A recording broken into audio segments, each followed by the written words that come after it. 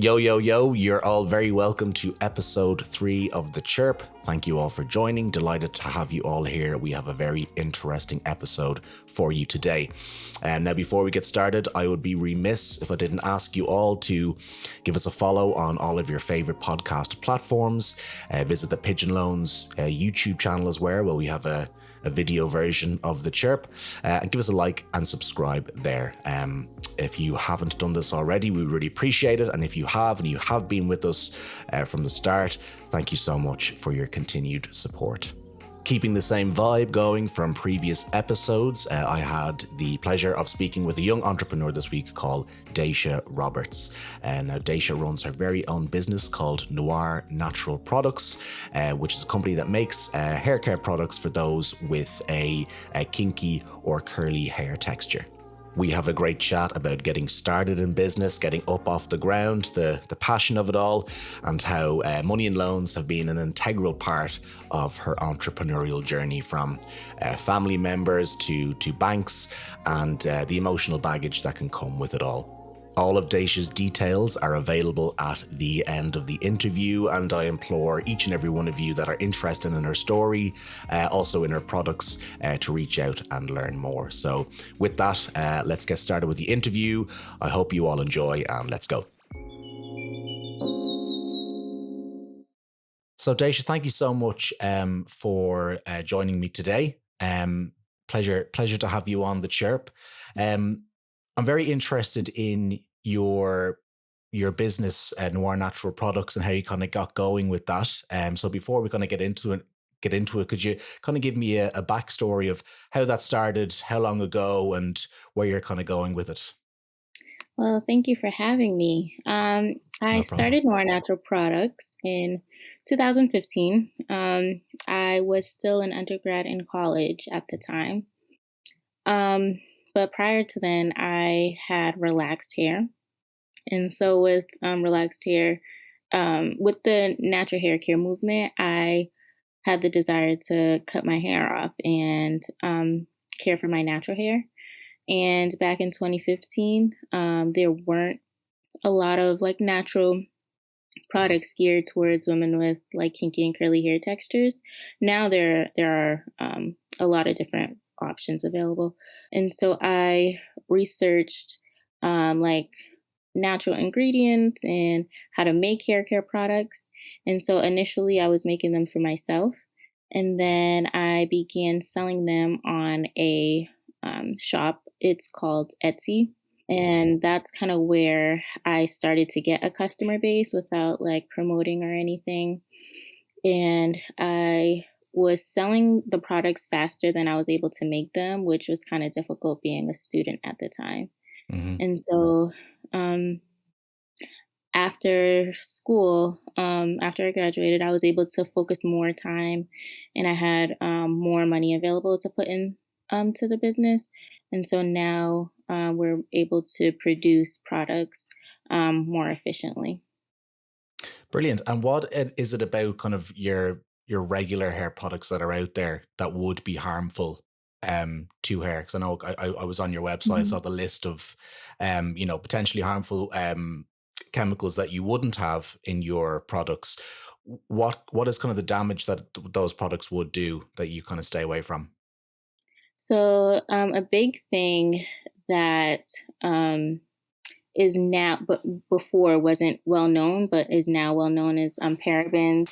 And so parabens have been known to cause cancer. And so our products don't contain parabens. Another thing is a lot of shampoos contain sulfates, which can be Hmm. very harsh for hair, especially for women with kinky and curly hair textures. It tends to dry the hair out. And Okay. so our products don't have sulfates. Another thing is that a lot of people have allergies toward fragrances. And so our fragrance is plant based, and we use essential oils, which sometimes can be better than synthetic fragrances. And how did you come about, coming up with these, these recipes or these, ways of making these products? Did you do it yourself? or were you researching other people do it? The great thing about the internet is that you have access to pretty much anything. So, and the other great thing is like that people that have knowledge for how to make hair products actually share their that knowledge. And so Lovely. I learned a lot from like chemistry blogs where you pay a subscription and then they give you like formulas. And then a lot of information you can research on YouTube. But I think for me specifically, the chemistry blogs were the most helpful because they gave you like the percentages for each ingredient. They tell you why you need each ingredient. Because initially I didn't want to use um, preservatives in my products, which when I was making it for me, that was fine because I could use it and then anytime I needed it, I can make it. But when I started selling it, I had to know what preservatives to use, what preservatives to not use, when to use them, how much to use. And so the chemistry blogs are really helpful for me.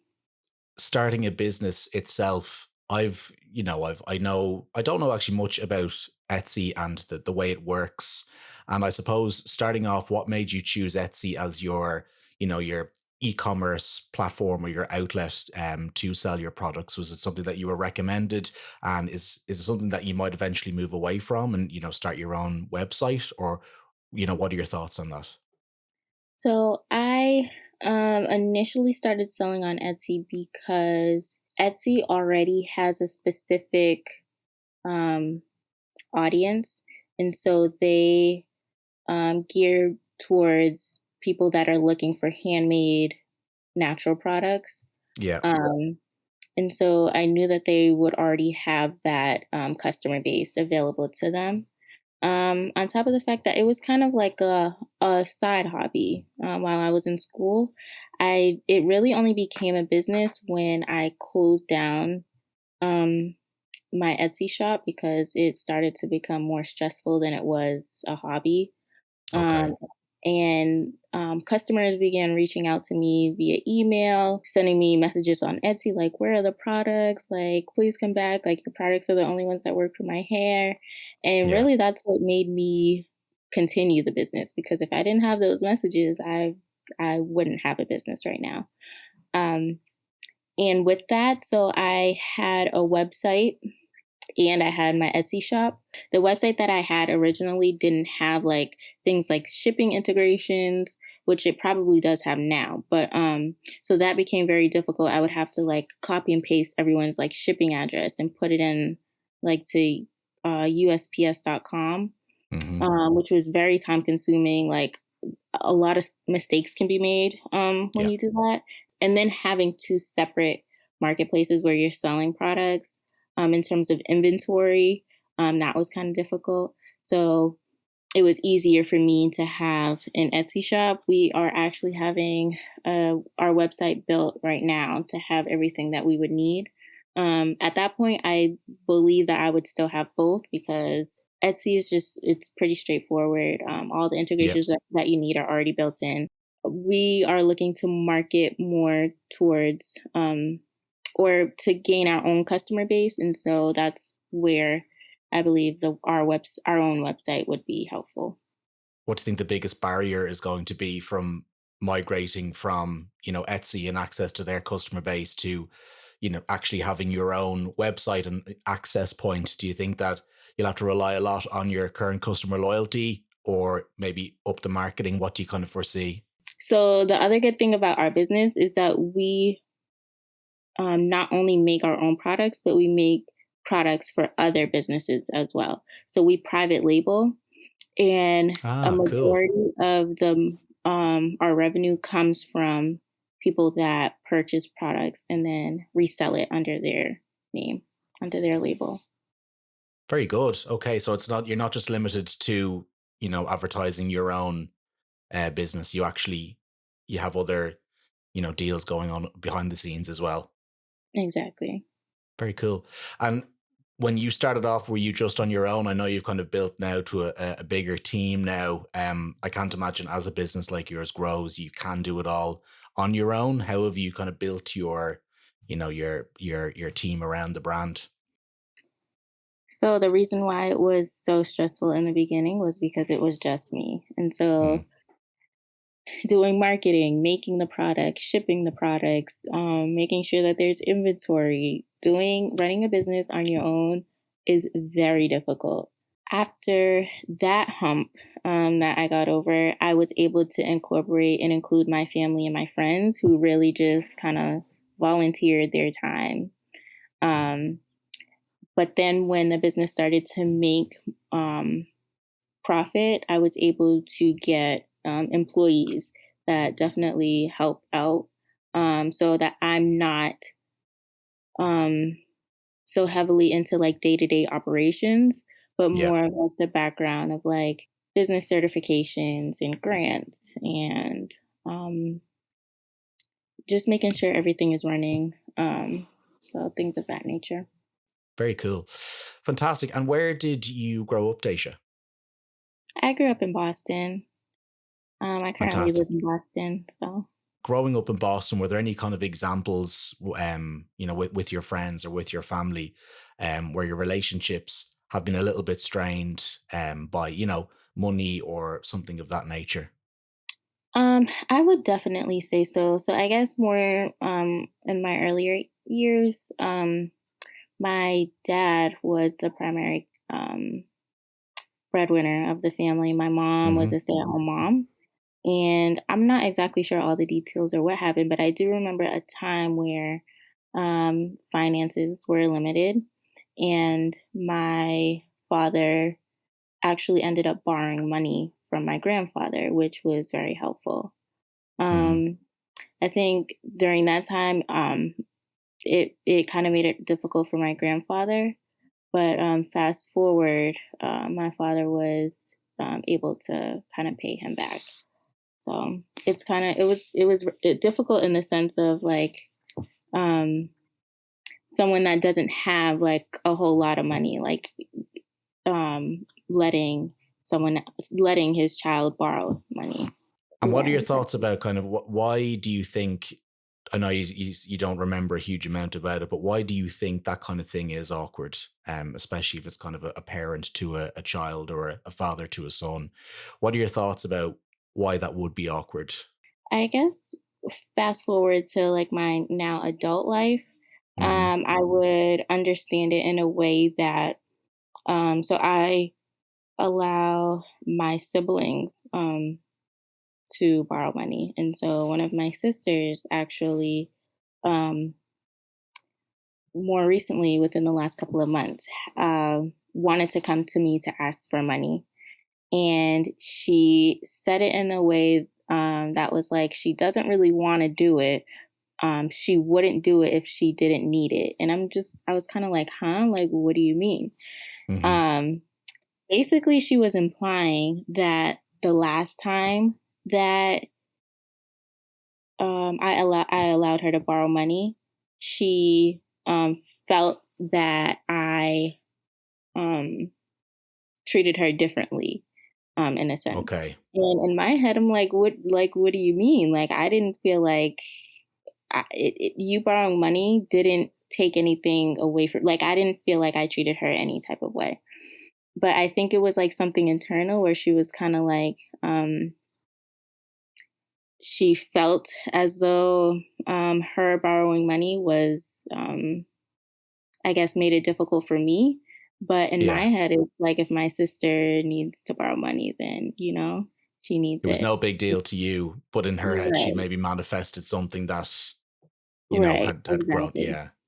And I suppose, how did your relationship with your sister? Did your relationship with your sister change at all, or was it kind of all on her end in terms of how she viewed the situation? You clearly didn't care at all about giving the loan, but why do you think it is that it was kind of difficult for her to internalize the fact? Was it a pride thing? Yeah, it was definitely a pride thing. We actually Yeah. did get into like a little bit of an argument about it. Okay. Yeah. I mean, now we're fine, but it's definitely difficult um, to ask for money because it is definitely a pride thing. With your business now that you have any of these kind of tales made their way into your, entrepreneurial world? Or have you kind of realized that these, personal lending experiences that you have taught you anything about maybe staying away from that type of thing in your business world? I think the good thing about like when your business starts to build revenue is that you're able to be approved for credit. And so credit is definitely helpful. But Hmm. before that, before I was able to prove that we were able to make money, um, my my father was always there to help with anything that I needed. Um, but with my father giving a loan, it's more of I'm giving you a loan, but I'm not expecting you to pay me back in a Yeah. certain time frame. Yeah. Yeah. Yeah. So, I mean, that's always nice. But it's always in the back of my head that like I need to make more money so I can give my father everything that he's given me plus more. So, Yeah. I think as well, it's one thing talking about, your pride maybe being a little bit wounded to ask for a loan, but mhm, when you take a loan and there's again no pressure from the other side, mhm, but you do wear it on your head that it is your responsibility to get that back to them. So I completely get that. Um, right. in terms of your family, are they huge supporters of your business, not just financially as well, but obviously they get involved as well in volunteer work? Are any of your family members actually, on your roster and part of your head office team, if you will? No. Um, they don't have like official titles. They do more of filling in with whatever I need when I need it. Like I had a video shoot earlier this year. And I kind of needed so many people at one time, very last minute, because there's things that like you don't think about that you need. Like my uncle drives this truck for his job, and so we were able to use his truck to put all of the stuff that I needed into his truck. Which I needed helpers to move the stuff. So my brothers and my uncle, my father, was able to help me move it, and then my sister and my mom was able to help me decorate. And so they are always there, like hands on when I need them. So with relation to, having a good relationship with your family and, always being able to, well, at the start anyway, to rely on your dad a bit, to get you off the ground. How important and how, I suppose, frequent do you think that is in your personal experience, but also in, people starting their own businesses as well?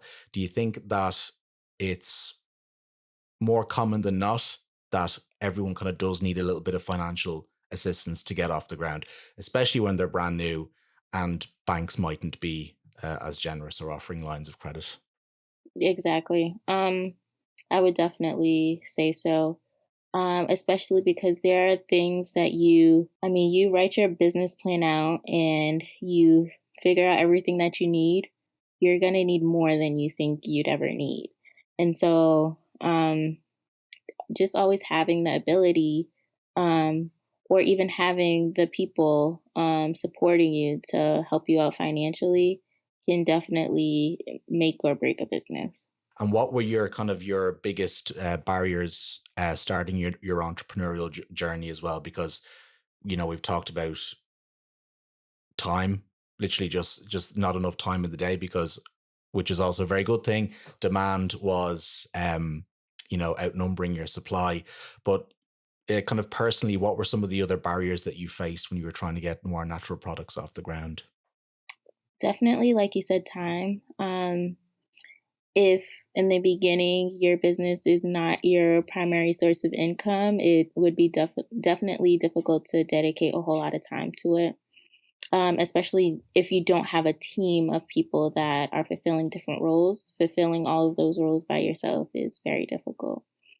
And then I would definitely say finances, because the money that you may be making from a job, you're putting into your business.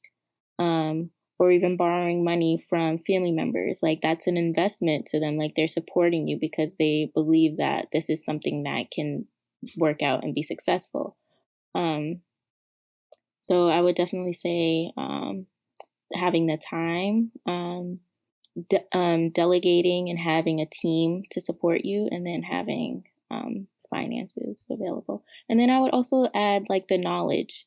You don't have to know everything to start a business, but there are so many resources online that can be helpful for you when you do start a business. And what advice would you give to, other people, other women in your position that are at this stage of building a business? I started my business with maybe $100 as a side hobby, just something that I felt like could be helpful for me. I didn't believe that this would be something that would be my primary sole source of income. And even now, where we are, like looking forward to the future, like it could make a whole lot more money. Hmm. But I would say like it's not. Um, don't be discouraged if you have to start small, because starting small will help you to gain all of the knowledge when you grow as a business. And so when you gain the knowledge, you're also gaining a customer base, and you're also gaining revenue along the way. So don't be afraid to start small. Fantastic. And I think that's, personally speaking anyway, that is the dream. It's why I'm hosting this podcast. I'm obsessed with all things audio and media based, and it's always been the dream for me to, not necessarily knowing what the dream was, but just to love what I do and to enjoy, every day and getting up and doing what you love, because then it's not actually, it is hard work, but it's not hard work that you dread. And I've had so many jobs where I've woken up in the morning and dreaded going into the office. So I'm kind of getting that feeling off you as well. It's something that you're passionate about, and you've been doing it for a few years, and you're already thinking about these big plans for the future. So I really appreciate that. Exactly. Daisha, thank you so much for joining me today on the Chirp. Um, I'd love to know, or just pass on the information, where can people contact you if they want to get in touch about anything from funding or general inquiries to, where can they actually access your shop as well? So our website is noirnaturalproducts.com. It's NOIR naturalproducts.com. You can feel free to email us at noirnaturalproducts@gmail.com. And then we also have a business line. It's 617-362-3161. So either forms of communication work for us. Fantastic. Thank you so much, Daisha. Thank you. Well, you have to admire that entrepreneurial journey, I must say. I have nothing but complete and utter respect, and I said this at the end there, for people who, create a passion or have a passion, turn it into a source of income, and are able to earn a living doing what they do. I meet so many people that have full-time, high-paying jobs, and they're miserable in their day-to-day working lives. So it was great to see Daisha discuss how she's created a business around a passion, which I think is so important. And I'm no career coach or anything, but when I do talk to these people, I always like to probe a little deeper and get to know, what do they love to do? What are their passions? What are their main hobbies? Because there's always a way to make it a source of income. There's always a way to make it a career. And Daisha is proving this, that with the right support and the right idea, you can do what you love. It's exactly what she's doing. I found it really interesting the way Daisha began discussing about how her grandfather lent her father money when she was very young, and how it turned out okay. He paid his dad back, and you can see that kind of that trust carry on into the next generation with Daisha. Daisha's dad lent her money to start her hair care product business. Daisha lent her sister money without any hesitation. There is clearly a healthy approach to lending within that family that has existed since, her dad's days. There's a support structure there and a level of trust and a willingness to help each other out that doesn't exist everywhere, that doesn't exist in all families. And another admirable thing I noticed about Daisha was how she spoke so openly about getting some financial help from her dad at the start. Not everyone is totally comfortable about talking about that. And I think that's indicative of, again, her family relationship, but also her wisdom in knowing that it's okay to get a bit of financial help at the start. It's okay to lean on those who care about you while you find your feet and start your business. And now Daisha can go to a bank and get a line of credit and continue to grow. And it's just a very wholesome story of how a good product can sell well, but a good support structure behind that product, behind that business, is just as crucial as the quality of the product itself. Well, that's it for this episode, everybody. Thank you all for listening and watching.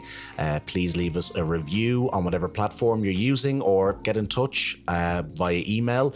Let me know if you have any stories of your own, if you want to appear on the podcast, or you just want to give some feedback on the episode itself. We would love to hear from you in any way possible. So we will see you again in another 2 weeks with story 4 of the Chirp.